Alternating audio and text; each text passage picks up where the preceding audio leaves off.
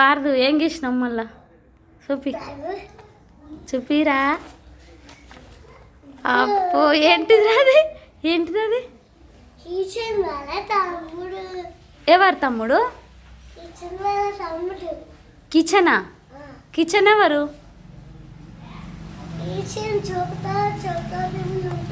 చోటా భీమ్లు ఉంటాడా?